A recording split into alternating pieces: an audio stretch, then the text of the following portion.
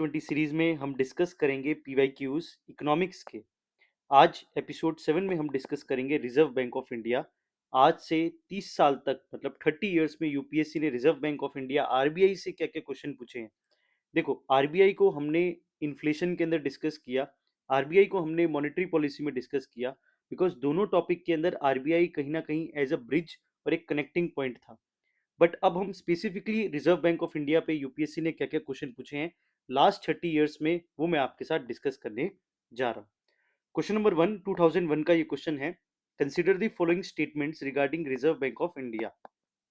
और मैं आपको एक एक ट्रेंड बताऊंगा रिजर्व बैंक ऑफ इंडिया का, कि इस पे क्वेश्चन के अंदर जनरली आंसर क्या होता है। आप ध्यान से समझना, एक पैटर्न को मैं आपको आइडेंटिफाई करूंगा। मुझे नहीं पता कि वो पैटर्न कितना सही है, बट वो पैटर्न है, मुझे आपको वो चीज दिखाने वाला हूँ। ठीक है। So it is a banker to the central government. Okay. It formulates and administer monetary policy. It act as an agent of the government in respect to India's membership of the IMF. It handles the borrowing program of the government of India. It is a banker to the central government, yes right, banker है central government का, ये तो हम पढ़ ही रहे हैं। It act as an agent of the government in respect to India's membership of IMF, international monetary fund के अंदर गवर्नमेंट का on the behalf of government as a work as a agent. Okay, वही होगा और कौन होगा। It formulates and administer monetary policy, ये भी हमें ऑलरेडी पता है। It handles the borrowing program of the government of India, government of India जब भी बोरो करता है तो थ्रू आरबीआई करता है, तो यस ये भी हमें पता है। So answer is option C, 1, 2, 3 and 4, all statements are correct. ठीक है, फैक्चुअली करेक्ट है, कोई दिक्कत नहीं है, यहाँ पे ऑल आंसर होगा। अब आप ध्यान से समझना, ये ऑल ठीक है। मैं आगे एक पैटर्न आपको दिखाने वाला हूँ। So, banker to the central government, the RBI maintains the banking account of the central government and the state government. It accepts payment into these accounts and make payment on their behalf, just as a commercial bank does for its customer. Formulate and administer monetary policy, ये भी हमें पता है, repo rate, reverse repo rate. Agent of IMF membership, इसको जानो, while the government of India is actual member of the International Monetary Fund, the RBI act as an agent and custodian. It handles all the financial transaction with the IMF and hold the IMF rupee security.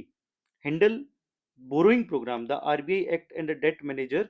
It manages the public debt by the issuing government securities and treasury bill to borrow money from the market on the behalf of the government. I hope आपको ये चीज clear हो गई होगी। Next question, the accounting year of Reserve bank of India is, ये 1998 का question है। सो यहाँ पे accounting year reserve bank of India का पूछने का मतलब क्या है। जनरली अकाउंटिंग ईयर होता है अप्रैल टू मार्च। ठीक है, यही हम अकाउंटिंग ईयर देखते हैं, अप्रैल टू मार्च चलता है। ठीक है, अगर मैं गवर्नमेंट का फिजिकल अगर बजटरी देखूं तो उनका भी फाइनेंशियल ईयर अप्रैल टू मार्च होता है। बट यहाँ पे क्वेश्चन पूछा गया है, इसका मतलब उस समय के हिसाब से आंसर कुछ और होना चाहिए था। सो उस समय आंसर था जुलाई टू जून। आरबीआई एक अलग ही अपना अकाउंटिंग ईयर फॉलो करता था since inception, July to June. But आज की डेट में जुलाई टू जून नहीं है, 2020 के बाद। ठीक है, 2020 तक जुलाई टू जून था, 2020 के बाद accounting year of Reserve bank of India is also April to March. तो आज की डेट में अप्रैल टू मार्च ही है, और ये कहीं ना कहीं आपका आज की डेट में मैच कर रहा है विद दी फिजिकल पॉलिसी या फिजिकल जो गवर्नमेंट का जो आपका फाइनेंशियल ईयर है उसके हिसाब से। तो ये आपको फैक्ट याद रखना है फॉर दी फ्यूचर, कि रिजर्व बैंक ऑफ इंडिया का अकाउंटिंग ईयर है from April to March. UPSC एक स्टेटमेंट फ्यूचर में यहाँ से बना सकता है फिर से, तो ध्यान से रखना है। इस क्वेश्चन को ध्यान से समझो, the reserve bank of India act as a banker's bank. ठीक है, इसको ऐसे पढ़ते ही ऐसे लगता है ब्रो कोड टाइप वाली चीज। ठीक है, ब्रो कोड। ठीक है, सो बैंकर्स बैंक। ठीक है, this would imply which of the following. Other bank retain their deposit with the RBI, yes.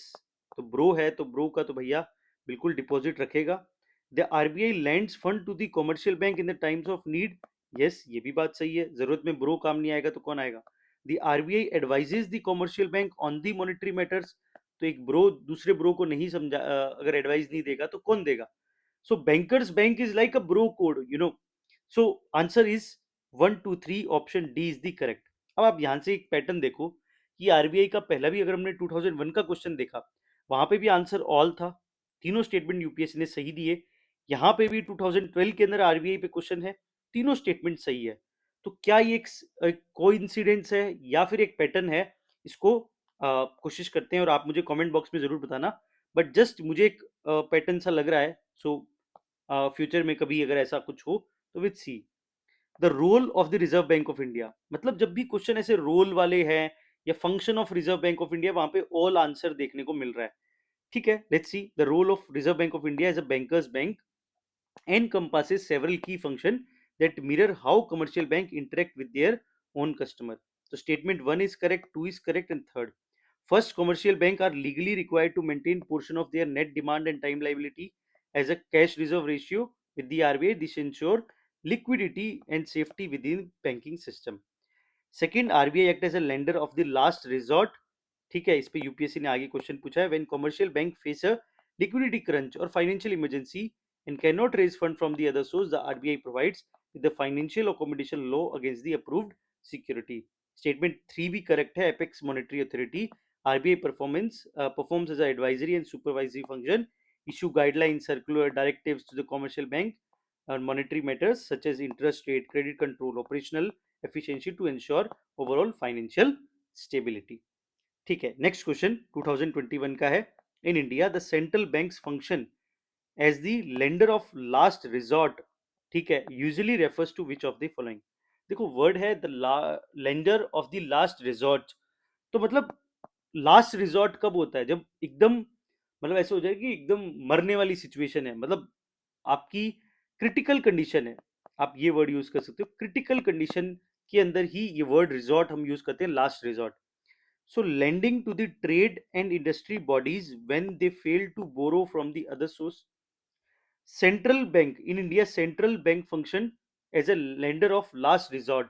ठीक है, तो ये लेंडर किसका है? अभी हमने देखा बैंकर्स बैंक, ब्रो कोड। एक क्वेश्चन हमने पीवाई क्यू देखा बैंकर्स कोड। तो सेंट्रल बैंक और बैंक के बीच में देखो, सेंट्रल मतलब आरबीआई का दो जगह पे रिलेशन देखा जा सकता है, एक तो गवर्नमेंट के साथ और एक बैंक के साथ, जो अदर बैंक्स है उनके साथ, और एक गवर्नमेंट के साथ। इसका रोल ऐसे आपकी इंडस्ट्रीज या ट्रेड से रिलेटेड इनडायरेक्टली है, बट डायरेक्टली नहीं होता। सो फर्स्ट स्टेटमेंट रॉन्ग है। ठीक है, providing liquidity to the banks having a temporary crisis, yes ये कह सकते हैं। Leading to the governments to finance budgetary deficit. ठीक है, अब आपको लगेगा कि यार बैंक भी है गवर्नमेंट भी है, but lending to the government to finance budgetary deficits, ये lender as a last resort नहीं होता, रिजॉर्ट नहीं होता, ये बात याद रखना। ये यहाँ पे थोड़ा सा आपको कॉन्सेप्चुअल अंडरस्टैंडिंग कि lending to the government to finance budgetary deficit is not considered as a lender of last resort. ठीक है, सेकंड के अंदर क्योंकि यहाँ पे जो ये लेंडर ऑफ लास्ट रिसोर्ट है, ये relationship with RBI and banks के रिलेशन के अंदर ये वर्ड, ये टर्म यूज होता है। So answer is option B is the correct answer.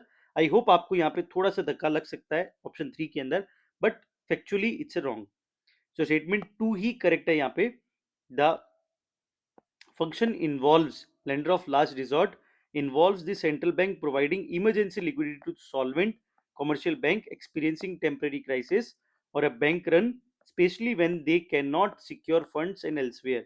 This action helps prevent individual bank failure from the lending to a wider system collapse. So bank run पे भी UPSC ने question पूछा है, आगे हम financial institution में banking में देखेंगे। Next question. The Reserve Bank of India regulates the commercial bank in the matters of 2013 का क्वेश्चन है। Liquidity of asset, branch expansion, merger of the bank, winding up of the banks. अभी हमने देखा advisory role है, ठीक है, अभी bankers bank है, ठीक है, तो ब्रो कोड वाली फीलिंग है, तो लगभग सब में ही होगा। लिक्विडिटी ऑफ एसेट के अंदर, ठीक है, ब्रांच एक्सपेंशन में, मर्जर ऑफ बैंक में, वाइंडिंग ऑफ द बैंक में, चारों में होगा। So option D is the correct answer, all. तो देखो ये ऑल है ना, ये ऑल, इसी पे मुझे एक पैटर्न दिख रहा है। मुझे नहीं पता इज इट रियल पैटर्न, ठीक है, बट ये मुझे खुद इसके साथ ही पता चला। तो आप मुझे प्लीज कमेंट बॉक्स में जरूर बताइएगा, क्या हम इसको एक कॉन्सिडेंस समझे कि इसको एक पैटर्न समझे, कि क्या ये आरबीआई से रिलेटेड यूपीएससी जब भी उसके रोल पे क्वेश्चन पूछ रहा है या फंक्शंस पे पूछ रहा है, उसमें ऑल आंसर हो रहा है जनरली। अभी 30 साल के पैटर्न तो यही बता रहा है। ठीक है, so liquidity the of the asset, branch expansion, merger of bank, winding of the bank, चारों के अंदर इसका रोल है। So supervisory bank under the Banking Regulation Act 1949 and RBI Act 1934, ये दोनों एक्ट बहुत इंपॉर्टेंट है, आपको दिमाग में रखना है. Next question, the term core banking. The core banking solution is sometimes seen in the news. Which of the following statement best describe this term? Core banking solution. ठीक है. Core banking solution.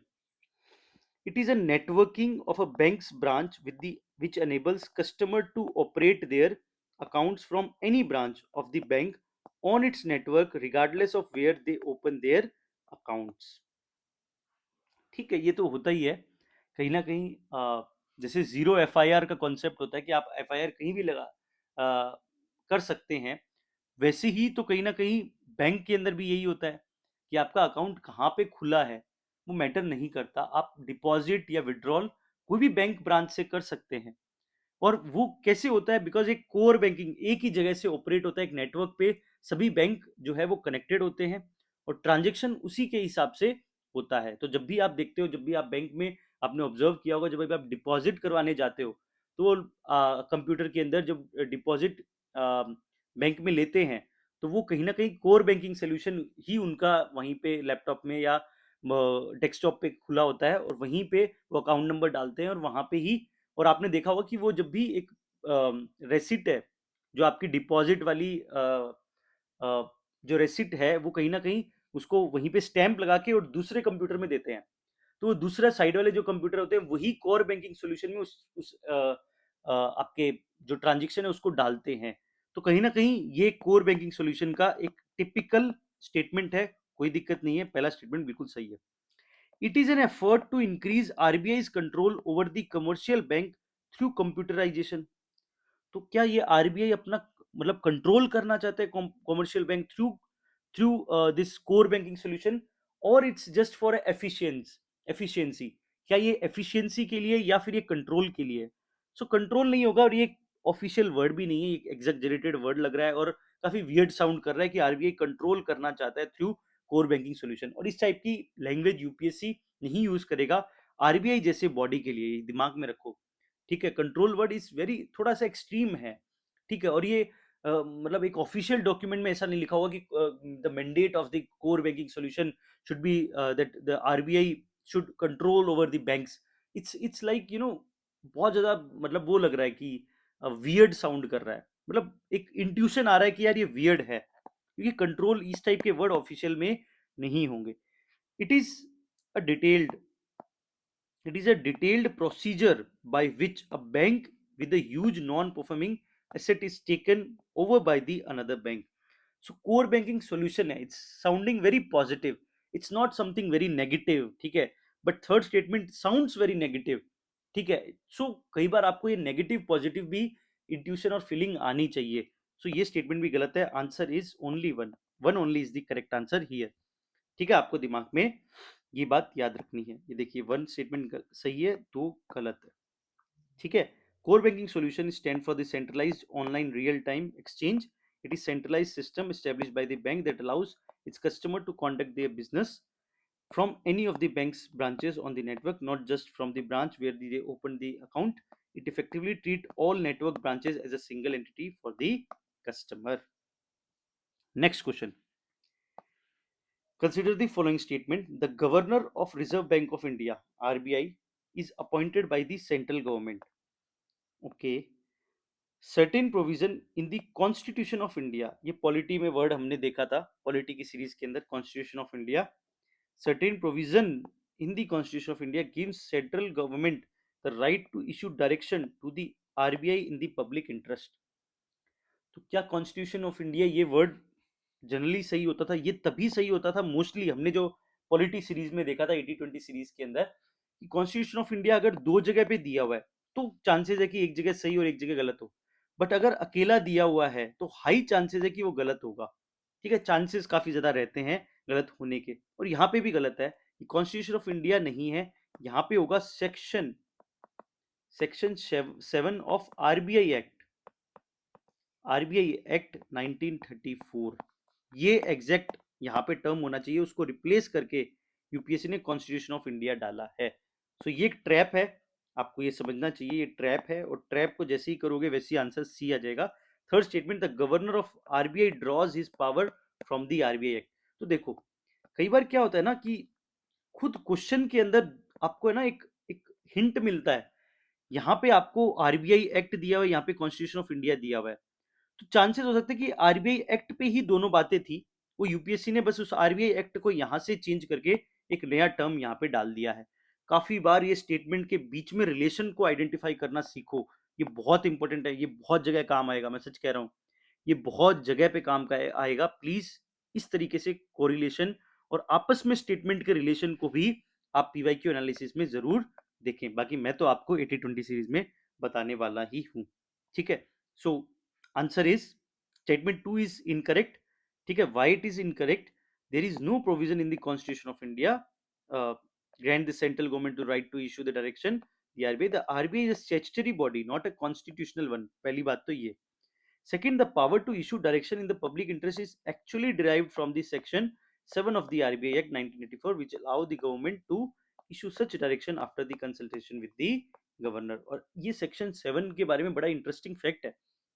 सेक्शन 7 बहुत ज़्यादा power देता है central government को कि वो किसी भी कोई भी इशू दे सकता है आरबीआई को अपने हिसाब से चला सकता है सेक्शन 7 का। लेकिन मज़ेदार बात यह है कि ये दिखाता है कि इंडिया का डेमोक्रेसी आज भी जिंदा है, कि सेक्शन 7 का कभी भी यूज़ नहीं किया गया आज तक। आफ्टर इंडिपेंडेंस कभी भी सेक्शन 7 को इन्वोक नहीं किया सेंट्रल गवर्नमेंट ने।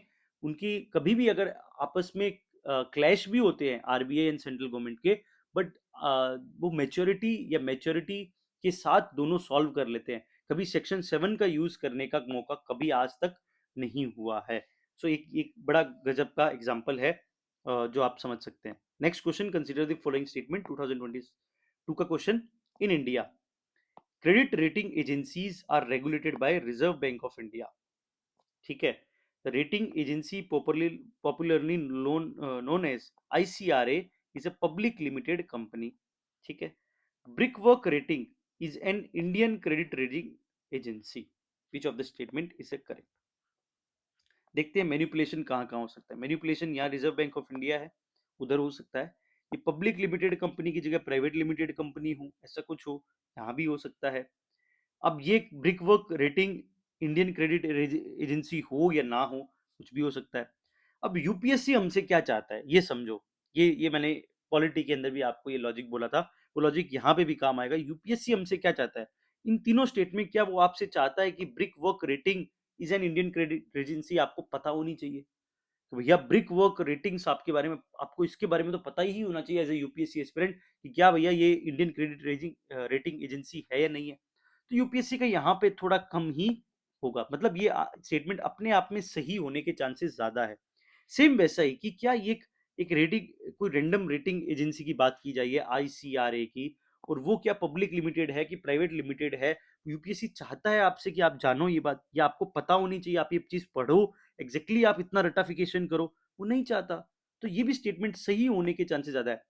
बट इस क्रेडिट रेटिंग एजेंसी को रेगुलेट कौन करता है? आरबीआई करता है या कोई और करता है? ये यूपीएससी जरूर इंटरेस्टेड है आपसे जानने में, कि आपको ये कॉन्सेप्चुअल अंडरस्टैंडिंग पता होनी चाहिए कि क्रेडिट रेटिंग एजेंसीज कौन रेगुलेट करता है इंडिया के अंदर। This is somewhat the UPSC would be interested in order to understand your conceptual clarity regarding this financials and this economics. तो ये एक इंटरेस्ट है, तो यहाँ पे वो चेंज करने के चांसेस ज्यादा है, और यहाँ पे उसने चेंज भी किया है। आरबीआई को मोस्टली यूपीएससी सेबी के साथ चेंज करता है। कई बार जब भी आरबीआई लिखा हो तो आप सेबी के साथ उसको एक बार चेंज करके जरूर देखिएगा, कई बार आंसर निकल जाते हैं, और यहाँ पे भी यही है, और यही आपको सीखना है फॉर द फ्यूचर। ठीक है, सो फर्स्ट स्टेटमेंट इज रॉन्ग। जैसे ही फर्स्ट रॉन्ग है तो आपका आंसर बी आ जाता है अपने आप करेक्ट, 2 और 3। ठीक है, 2 और 3 आपको अपने आप बताता है कि ये दोनों स्टेटमेंट अपने आप सही है। तो काफी इंपॉर्टेंट आपको इस तरीके से क्वेश्चन को सोचना और पीवाईक्यू को आगे फ्यूचर के अंदर भी एनालिसिस करना है। अब एक सवाल है मेरे दिमाग में ना, जब मैं ये क्वेश्चन सॉल्व कर रहा था, जब मैं ये पीपीटी बना रहा था, ठीक है, तो मेरे दिमाग में एक सवाल आया जब मैं ये सॉल्व करके और आगे बढ़ा, तो मैंने कहा कि यार क्रेडिट रेटिंग एजेंसी होता है, तो क्रेडिट रेटिंग एजेंसीज तो मोस्टली गवर्नमेंट्स, सॉरी, बिजनेसेस के लिए होती है, फर्म्स के लिए होती है। ठीक है, कि कोई फर्म कितनी या कोई बिजनेस कितना प्रॉम्प्ट काम कर रहा है, कितना अच्छे से काम कर रहा है, उसको देखता है क्रेडिट रेटिंग एजेंसीज। ठीक है, और सेबी रेगुलेट करती है। ठीक है, बट हम लोग जो ये सिविल स्कोर देखते हैं, यार एक इंडिविजुअल का क्रेडिट रेटिंग कैसी है, सिविल स्कोर, तो क्या सिविल स्कोर वाला क्रेडिट रेटिंग जो है वो सेम है इस क्रेडिट रेटिंग एजेंसी के? तो ये दिमाग में मेरे सवाल आया। जैसे ही मेरे सवाल आया तो मुझे एक नया कॉन्सेप्ट पता चला, मैं आपको बताता हूँ, ध्यान से समझना। पहले आप क्रेडिट रेटिंग एजेंसीज को समझो कि क्या होता है। Credit rating agencies in India, concept and ecosystem. What is credit rating? ठीक है, वो असेस करते हैं क्रेडिट रिस्क को। ठीक है, ट्रिपल ए इंडिपेंडेंट ओपिनियन देते हैं कि कितना ये टाइमली रिपे कर पाएंगे कि नहीं कर पाएंगे। प्रोबेबिलिटी ऑफ डिफॉल्ट भी बताते हैं। ठीक है, इन्फॉर्मेशन कलेक्ट करते हैं, एनालिसिस करते हैं, रेटिंग कमेटी रिव्यू करते हैं, फाइनल रेटिंग्स देते हैं। ये कुछ रेटिंग के इनके स्टैंडर्ड्स होते हैं। ठीक है, की प्लेयर्स, ये कुछ की प्लेयर्स है, और मोस्टली ये काम करते हैं फॉर दी फर्म। ठीक है, बिजनेसेस, बड़े बड़े बिजनेस की क्रेडिट स्टैंडर्ड्स देखते हैं कि वो क्या, अगर वो कर्जा ले रहे हैं, मान लो अडानी, अंबानी, ठीक है, और किंगफिशर वाला माल्या, ये सब अगर मान लो कोई बड़े बड़े बिजनेसेस अगर कोई लोन ले रहे हैं, तो क्या ये लोन लेने के लायक है, इनका पूरे कंपनी को अच्छे तरीके से देखते हैं, तो वो काम करता है क्रेडिट रेटिंग एजेंसीज। ठीक है, इसके जैसा सिमिलर कॉन्सेप्ट है, ध्यान से समझना। मेरा दिमाग खुद यहीं से थोड़ा सा समझ आया, मेरे दिमाग में सिविल स्कोर आया। सिविल स्कोर जो ये क्रेडिट स्कोर हम देखते हैं इंडिविजुअल लेवल पे, ठीक है, ये इंडिविजुअल एंड स्मॉल बिजनेसेस को चेक करने के लिए होते हैं, इसको बोलते हैं क्रेडिट इंफॉर्मेशन कंपनीज। अभी जो यूपीएससी ने पूछा है वो क्रेडिट रेटिंग एजेंसीज पूछा है, CRA, but there is a concept of credit information companies. तो ये डिफरेंस है, ये दिमाग में रखो, credit rating agency and credit information companies. ठीक है, और जो ये क्रेडिट इंफॉर्मेशन कंपनीज है वो हमारा सिविल स्कोर चेक करती है। जो सिविल स्कोर हमें मिलता है, ये इंडिविजुअल एंड स्मॉल बिजनेसेस का टारगेट है। 3 डिजिट स्कोर देता है, 300 टू 900 के बीच में सिविल स्कोर रहता है। ठीक है, historically based strictly on your past payment history and credit behaviour. और सबसे मजे की बात जो बहुत याद रखनी है आपको फॉर द फ्यूचर, कि क्रेडिट इंफॉर्मेशन कंपनी को रेगुलेट करता है आरबीआई। बड़ी ही मजेदार बात है, प्लीज इसको दिमाग में रखना। क्रेडिट इंफॉर्मेशन कंपनीज जो इंडिविजुअल के सिविल स्कोर चेक करते हैं, सिविल स्कोर देती है, इंडिविजुअल एंड स्मॉल बिजनेस, इसको आरबीआई रेगुलेट करता है। Whereas credit rating agencies को, ठीक है, जैसे आईसीआरए, ब्रिकवर्क रेटिंग्स जो अभी हमने देखा, ठीक है, इसके अल्फा न्यूमेरिक सिंबल्स में ये रेटिंग्स देती है। ठीक है, ये सेबी इसको करता है आपको रेगुलेट। ठीक है, ये कॉन्सेप्ट ये खुद मेरे दिमाग में आया था सिविल स्कोर वाला, तो मैंने फटाफट इस पर सर्च किया और किया, और मुझे भी ये पता चला। तो आई होप आपके लिए भी ये नया होगा। प्लीज मुझे यार कमेंट में जरूर बताना कि ये मेरे लिए ही थोड़ा सा अलग कॉन्सेप्ट था, या आपके लिए भी नया था, या आपको ऑलरेडी पता था। प्लीज मेरे साथ जरूर कमेंट बॉक्स में शेयर करना। ठीक है, आज का last question, which of the following are the sources of income for the reserve bank of India 2025 का क्वेश्चन है। अब यूपीएससी आरबीआई को देखो किस तरीके से देख रहा है। अभी हमने एक पहले भी एपिसोड्स में क्वेश्चन देखा है कि आरबीआई की बैलेंस शीट तक पहुंच गया, आरबीआई की इनकम पे क्वेश्चन पूछा है, कभी 30 साल में नहीं पूछा, 2025 में पहली बार उसकी इनकम पे क्वेश्चन पूछा है। तो यूपीएससी थोड़ा सा चेंज कर रहा है, उन उन एरियाज को टैप करने की कोशिश कर रहा है जहां पे उसने ऑलरेडी क्वेश्चन नहीं पूछे। तो आरबीआई से आपको फ्यूचर के अंदर नए क्वेश्चन देखने को मिल सकते हैं, मैं फिर से कह रहा हूँ। सो आरबीआई को बहुत अच्छे तरीके से तैयार करना है, ये बात याद रखना। ठीक है, so which of the following sources of income of the reserve bank of India? Buying and selling of government bonds. ठीक है, गवर्नमेंट बॉन्ड्स को बेचता है तो उसके बीच में वो कुछ पैसा बना देता है। यस, बिल्कुल। ठीक है, तो ये तो बिल्कुल सही है। Buying and selling of foreign currency, yes, उसमें भी उसके पैसे बन जाते हैं, कई बार सस्ते में खरीद के महंगे में बेचता है। ठीक है, जो भी एक्स वाई जेड एक्सचेंज होता है, ठीक है, स्वैप्स करता है, तो यस ये दोनों तो है। पेंशन मैनेजमेंट फंड या पेंशन फंड मैनेजमेंट, इससे इनकम कैसे होती है? इससे आरबीआई का कोई लेना देना ही नहीं है। ठीक है, एंड तो थर्ड स्टेटमेंट अगर रॉन्ग होता है, सो आंसर अपने आप आता है 1, 2 एंड 5। ठीक है, अब देखो 5 को देखो, printing and distributing currency notes, ये तो हमें पता ही है, इसको बोलते हैं क्या, साइनरोज, साइनोरेज। ठीक है, मेरे हिसाब से मेरी प्रोनाउंसिएशन गलत हो सकती है, बट वो वर्ड ही ऐसा है, तो साइनोरेज शायद सही वर्ड है। तो साइनोरेज जो printing and distributing currency notes है, तो क्योंकि फेस वैल्यू 500 रुपीज है, बट उसकी कॉस्ट उतनी नहीं होती। ठीक है, मान लो 500 रुपए के नोट की बनाने के लिए 500 रुपए नहीं लगते। ठीक है, सो वो बीच का जो मार्जिन होता है वो कहीं ना कहीं आरबीआई के लिए इनकम का सोर्स होता है उसे बोलते हैं। So 1, 2 and 5 is the correct answer. Pension fund management इसका कोई रोल नहीं है। And lending to the private companies ये भी काम उसका नहीं होता। सो ये दोनों नहीं है तो यहाँ से इनकम जनरेट नहीं है। So answer is option D is the correct answer. ठीक है, सो पेंशन फंड और लेंडिंग ये दोनों नहीं है, ये पीएफआरडीए के अंडर होता है, इसमें आरबीआई को लेने देना नहीं है, ये बात याद रखना। और मैंने पहले भी कहा RBI act as a bankers to the bank, तो हमने ऑलरेडी ये पीवाईक्यू देखा है ब्रो कोड वाला। देखो वही सेम फिलॉसफी कहीं ना कहीं आपको क्वेश्चन में काम करती है। अगर आपको वो फिलॉसफी पता होती जो आपने पीवाईक्यू में की अगर अच्छे तरीके से, तो उससे भी आप फोर्थ स्टेटमेंट को अगर एलिमिनेट करते तो भी आप कितने, एक और दो 50-50 पे यहाँ पे आ जाते। और फिफ्थ तो वैसे भी सबको पता होता है, printing and distributing currency notes. ठीक है, so primary source of income RBI की इनकम क्या हो सकती है? Interest on domestic assets, government security bonds, इनमें इंटरेस्ट खाता है। फॉरेन एक्सचेंज ऑपरेशन, इसमें पैसे कमाता है। फिर साइनोरेज करेंसी प्रॉफिट, ठीक है, face value minus production cost. फिर L F M S F liquidity operation, इनमें अदर इनकम में कमीशन एंड रेगुलेटरी फीस और पेनल्टीज ऑन द बैंक, इससे भी इसकी इनकम होती है। सो ये था पूरा आरबीआई का। आप मुझे कमेंट बॉक्स में जरूर बताइए कैसा लगा आपको, और जो भी मैंने आपसे बीच में क्वेश्चन पूछे हैं उनके भी आप मेरे को आंसर जरूर बताइएगा कमेंट बॉक्स में कि आपको उस समय कैसा फील हुआ कि वो क्वेश्चन में जिसमें मैंने बात की है। सो आई होप आप काफ़ी मज़े कर रहे होंगे आरबीआई और ये सब इकोनॉमिक्स की 80-20 सीरीज के अंदर। तो आप अपना ओपिनियन बता सकते हैं। मिलते हैं नेक्स्ट एपिसोड में। अब हम शुरू करेंगे फाइनेंशियल इंस्टीट्यूशन, और जिसमें हम बैंकिंग की बात करेंगे। मिलते हैं नेक्स्ट एपिसोड में। Thank you so much for your love and the support.